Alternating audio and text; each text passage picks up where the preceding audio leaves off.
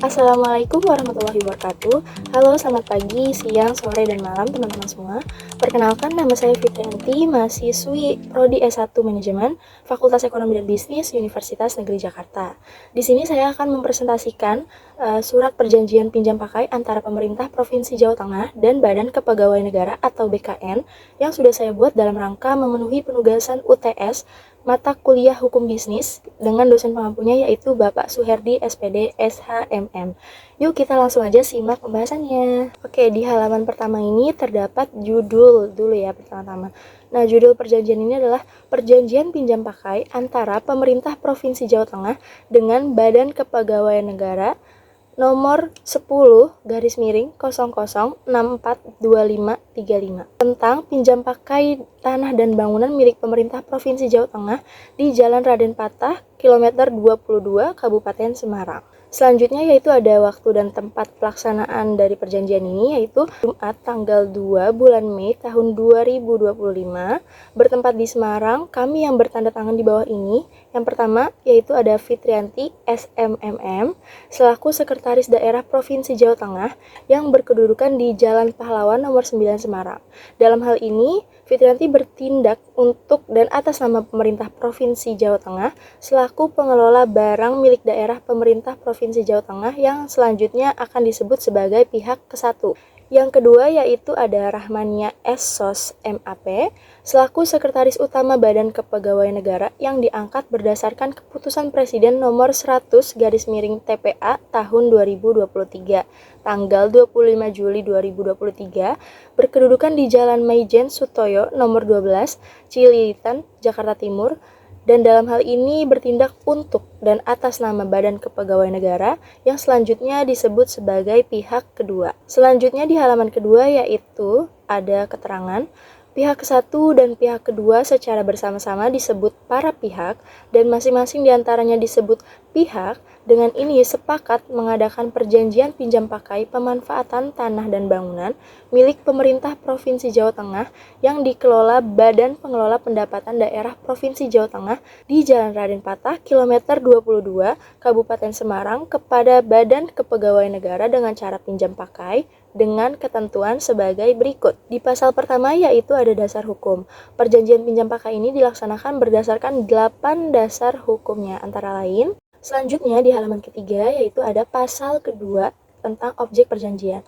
Objek perjanjian ini adalah barang milik daerah Provinsi Jawa Tengah yang berupa jenis barang milik daerahnya yaitu ada tanah dan bangunan, kemudian luas tanahnya kurang lebih 5.000 meter persegi, luas bangunannya kurang lebih 900 meter persegi, peminjamnya yaitu Badan Kepegawaian Negara atau BKN. Tujuan penggunaannya ini digunakan untuk kantor unit penyelenggara teknis atau unit penyelenggara seleksi calon dan penilaian kompetensi pegawai aparatur sipil negara Semarang. Status pengguna barangnya yaitu Badan Pengelola Pendapatan Daerah Provinsi Jawa Tengah. Pasal ketiga ada hak para pihak. Pihak pertama berhak memperoleh laporan pengamanan dan pemeliharaan serta melakukan monitoring dan evaluasi objek perjanjian dari pihak kedua. Yang kedua, pihak ke-1 berhak menerima pengembalian objek perjanjian dari pihak kedua jika perjanjian ini berakhir. Yang ketiga, pihak kedua berhak menerima penyerahan objek perjanjian dari pihak ke-1. Dan yang keempat, pihak kedua berhak memanfaatkan objek perjanjian selama jangka waktu perjanjian. Selanjutnya pasal keempat yaitu kewajiban para pihak. Yang pertama, pihak ke-1 melalui Kepala Badan Pengelolaan Pendapatan Daerah Provinsi Jawa Tengah wajib menindaklanjuti perjanjian ini dengan menyerahkan objek perjanjian kepada pihak kedua yang dituangkan dalam berita acara serah terima. Yang kedua, pihak kedua wajib memelihara dan mengamankan objek perjanjian dengan biaya yang dibebankan kepada pihak kedua.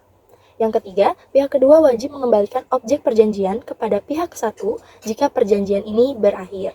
Berikutnya di halaman keempat yaitu ada pasal 5, jangka waktu perjanjian. Yang pertama, jangka waktu perjanjian ini itu dilaksanakan selama 5 tahun terhitung sejak serah terima objek perjanjian. Yang kedua, sebelum jangka waktu pinjam pakai berakhir ini, pihak kedua itu harus memberitahukan dulu kepada pihak ke-1 melalui Kepala Badan Pengelola Pendapatan Daerah Provinsi Jawa Tengah untuk memberitahukan keputusannya mereka ini akan mengakhiri atau memperpanjang perjanjian itu, dan itu dilakukan paling lambat 2 bulan sebelum jangka waktu perjanjian ini berakhir. Yang ketiga, apabila perjanjian ini diperpanjang, pihak kedua ini harus mengajukan lagi permohonan perpanjangan perjanjian kepada pihak ke-1 melalui Kepala Badan Pengelola Pendapatan Daerah Provinsi Jawa Tengah. Lalu di pasal 6 ada tentang larangan. Yang pertama, pihak kedua itu dilarang 1. Atau poin A, melakukan perubahan bentuk objek perjanjian tanpa seizin pihak ke-1. Yang kedua, atau poin B, memanfaatkan objek perjanjian tidak sesuai dengan tujuan pemanfaatan sebagaimana dimaksud dalam pasal 1. Dan yang ketiga, atau poin C, melakukan pemanfaatan objek perjanjian kepada pihak ketiga. Yang kedua, dalam hal pihak kedua ini sudah melanggar larangan sebagaimana dimaksud pada ayat pertama tadi, pihak ke-1 ini berhak mengakhiri perjanjian dan pihak kedua wajib untuk mengembalikan objek perjanjian kepada pihak ke-1. Kemudian yang ketiga, dalam hal terdapat perubahan bentuk objek perjanjian oleh pihak kedua tanpa seizin pihak ke-1 sebagaimana dimaksud pada ayat 1 huruf A, pihak kedua dibebani untuk mengembalikan objek perjanjian pada kondisi semula. Selanjutnya di pasal 7 yaitu ada tentang berakhirnya perjanjian. Yang pertama, perjanjian ini akan berakhir apabila A. Jangka waktu perjanjian itu berakhir dan tidak diperpanjang lagi. Yang kedua, salah satu pihak ini menyampaikan pernyataan penghentian perjanjian sebelum jangka waktu perjanjian ini berakhir. Yang ketiga, objek perjanjiannya ini musnah yang disebabkan kondisi force majeure. Force majeure ini adalah keadaan di mana terjadinya kerusakan karena akibat-akibat lain seperti bencana alam. Kemudian yang kedua, pernyataan penghentian perjanjian sebagaimana dimaksud pada ayat pertama tadi oleh salah satu pihak harus diberitahukan kepada pihak lainnya disertai dengan alasan penghentian perjanjian paling lambat 1 bulan sebelum pernyataan penghentian perjanjian tersebut. Yang ketiga, penghentian perjanjian sebagaimana dimaksud pada ayat 2 dituangkan dalam berita acara serah terima. Selanjutnya di pasal 8 tentang penyelesaian perselisihan. Yang pertama, apabila timbul perbedaan pendapat atau perselisihan antara kedua belah pihak mengenai perjanjian ini, maka para pihak itu sepakat menyelesaikannya dengan cara musyawarah. Nah, musyawarah ini tujuannya adalah untuk mencapai mufakat. Kemudian yang kedua, apabila musyawarahnya ini tidak mencapai mufakat, maka para pihak itu sepakat untuk meminta penyelesaian dengan melibatkan Menteri Dalam Negeri sebagai perantaranya. Dan terakhir di pasal 9 yaitu penutup, demikian perjanjian pinjam pakai ini ditandatangani pada hari, tanggal, bulan, dan tahun sebagaimana tersebut pada awal perjanjian dan dibuat oleh para pihak dalam rangkap 3, 2 diantaranya lembar asli yang bermaterai secukupnya, serta 1 lembar asli tanpa materai yang mempunyai kekuatan hukum yang sama untuk dipergunakan sebagaimana mestinya. Ditetapkan di Semarang tanggal 2 Mei 2025, pihak satunya yaitu ada Sekretaris Daerah Provinsi Jawa Tengah, kemudian pihak keduanya yaitu ada Sekretaris Utama dari Badan Kepegawaian Negara atau BKN.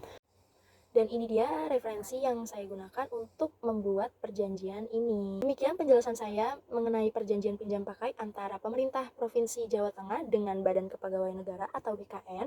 Dari sini kita bisa mengetahui ya teman-teman bagaimana sih perjanjian pinjam pakai ini dilaksanakan secara formal namun tetap dengan legal dan tentunya transparan di antara kedua lembaga pemerintah. Semoga penjelasan ini bisa memberikan teman-teman setidaknya sedikit pengetahuan tentang bagaimana cara perjanjian pinjam pakai itu dilaksanakan. Terima kasih atas perhatiannya.